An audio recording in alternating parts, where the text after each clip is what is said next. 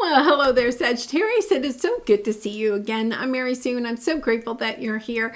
So today we are doing your mid-February reading. We'll take a look at the overall energies with the oracle cards, and then we'll move to the tarot for more details.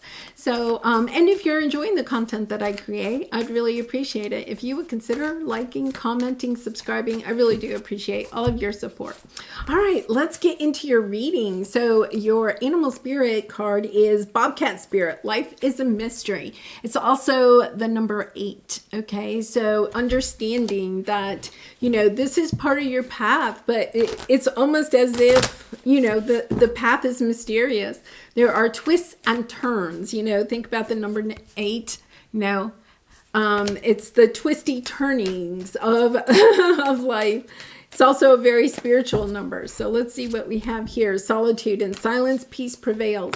Okay, let's see where this is going, because I feel like there's a little bit of an energy of, you know, going back. It's almost like going back in time, like turning back the pages of your life, as if, you know, you wrote the story of your life, going back and turning back the pages of your life, and almost like doing a little bit of a review of your life. Really interesting energy.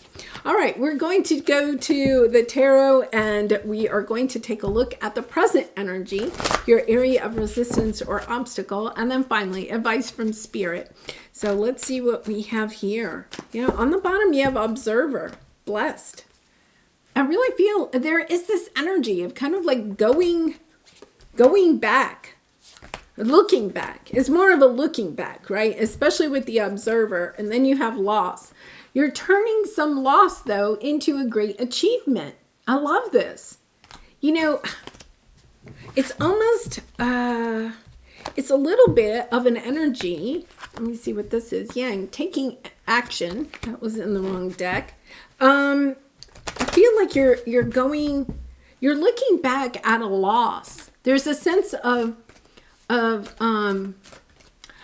do I say this? It's almost like you're going back and picking up a puzzle piece.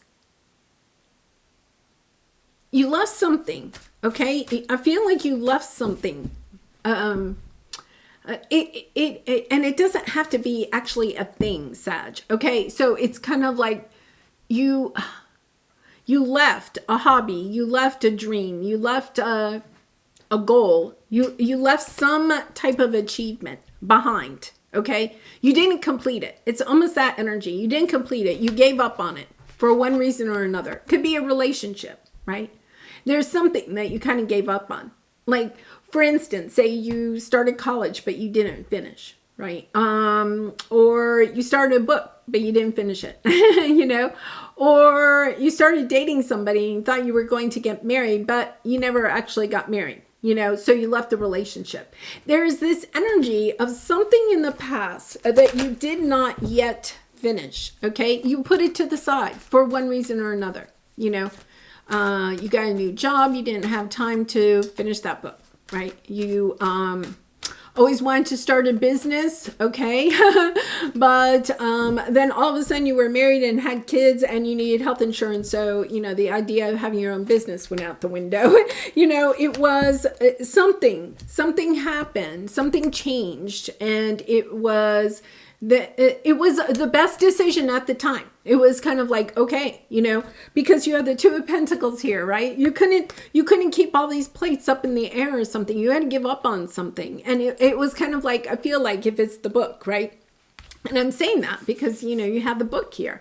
It's almost as if you said, okay, well, I have to put the book away for like a month. Maybe you thought it was only going to be a month. I have to put the book away for a month, and you put it up on the shelf.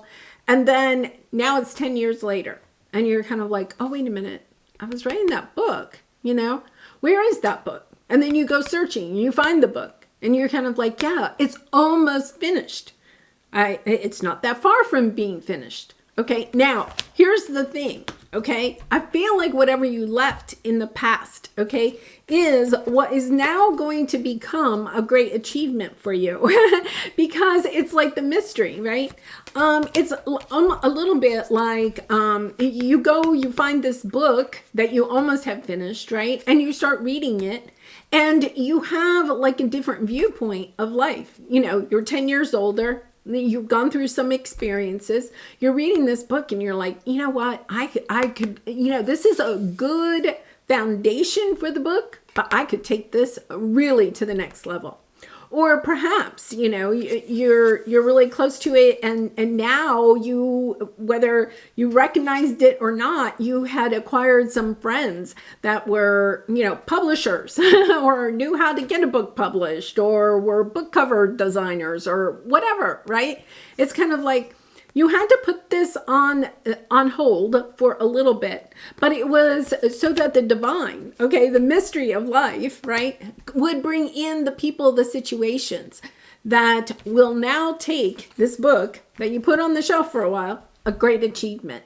It's really so exciting because I feel like it's almost as if, you know, the mystery of life here is that if you had tried to finish and publish the book, okay, 10 years ago, the problem is that it wouldn't be the bestseller that it will be now. You know, maybe because of some of the things that have happened, you know, globally in the last few years, it's kind of like you see a new twist on this book.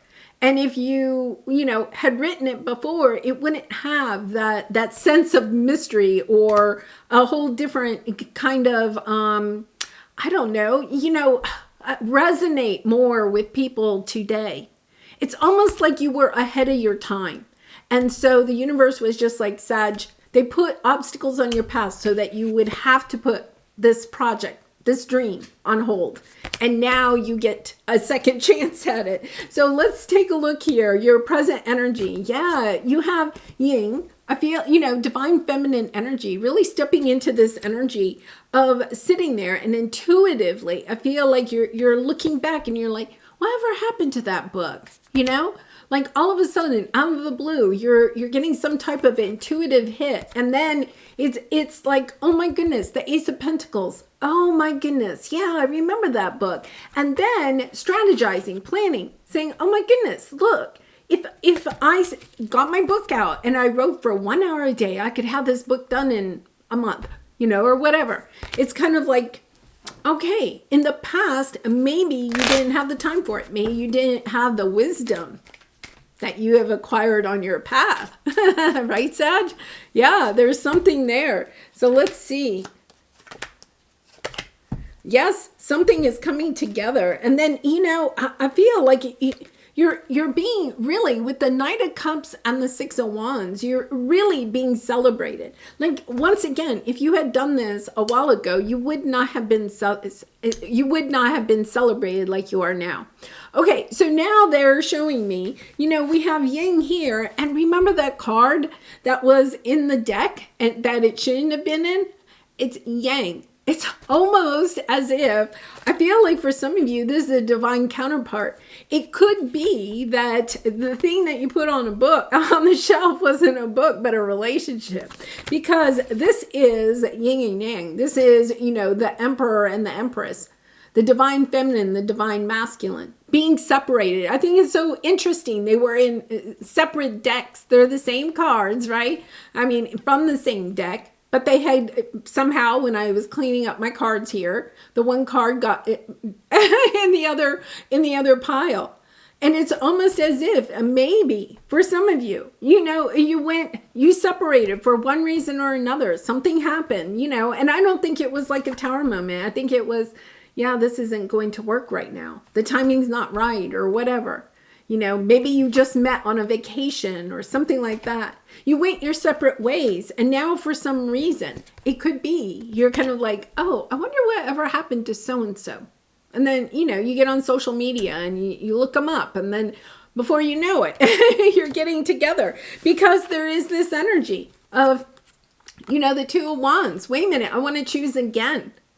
I chose to put the book on the shelf. I chose to put this person on the shelf. I chose to put that dream of mine on the shelf. And now I am choosing again. I'm manifesting for this to be a celebration in my life, not a sense of loss. Oh my goodness. I really and truly feel like whatever this is, it was not meant to be in the past. You know, it truly wasn't. Okay, so let's see your area of resistance, your obstacle. Look at this. You have the Three of Cups again, letting go and serendipity. I feel like this person, the situation, the idea of whatever this is, right, pops into your head. You know, it could be that you're out, you know, with friends or something like that. And, you know, somebody starts striking up the conversation. What's something you wish you had, you know, always done and, you know, you didn't do? And then you're kind of like, well, I wish I had said yes, you know, or something like that. And it's this energy of letting go of why I feel like you put it on the shelf, or this relationship on the shelf, this job, this career, whatever it is, right? You put it on the shelf because at the time you had to let go of something. And now you're choosing again. You're choosing, no, wait a minute, I don't want to let go of that permanently. Recognizing that that was the best decision at the time. It was the only thing you could do at the time. And now you're, you know, stepping into this energy of saying, wait a minute, I want to choose again. Okay, let's see. Yes, you have love coming in. You know, at least following your heart, loving yourself enough, doing this healing to love yourself enough. I feel like part of the mystery is you had to put this away for some time so that you would know how much it meant to you. You know, in the past, it maybe was a dream of yours, but you weren't really ready yet to put the time and the energy, the work into it, the love into it. And now you are. You want this to work out. You know, the Three of Pentacles, knowing that you're co-creating with Spirit, that the divine is helping to bring this back together again. You also have the Five of Cups on the bottom, the Knight of Swords, and the King of Swords. Okay, so for some of you, I feel like it could be, you know, either a family member or somebody older than you that may have given you advice, okay, a long time ago, right? That helped you to put this on the shelf. Now, I know that this is not going to resonate with everyone, but some of you, maybe just one of you, okay, could have given a baby up for adoption years ago. And now it's kind of like, I want to go and find, you know, my child, see, you know, what you can maybe do about, you know, reuniting with a child that you gave up for adoption.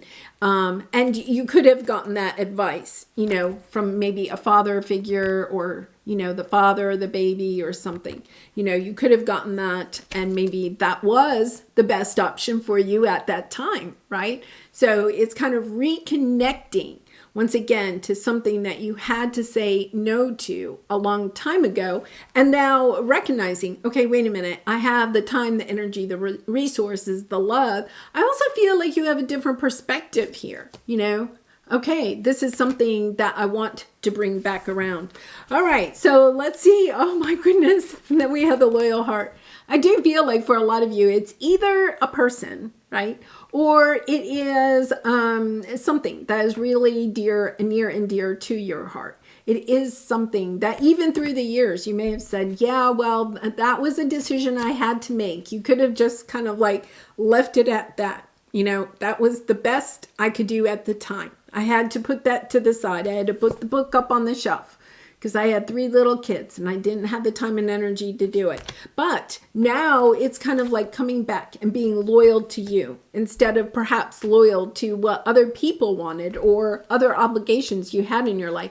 It's part of your transformation of ending one cycle of perhaps putting things on the shelf, right, to help either please other people or because you may not have been putting yourself or what your heart truly desires as a priority.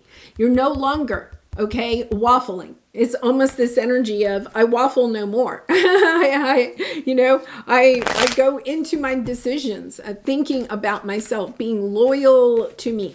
right? Being loyal to me. Wow. If you're resonating, I would love to hear how this is resonating with you, because I do feel like it's this energy of, yeah, that really does mean a lot to me. I may have said no at one time, but you know what? I've got to go check that out. I want to see if that, oh my goodness. Yeah. And then the 10, yeah, it was a difficult ending, and you've been dragging that energy along.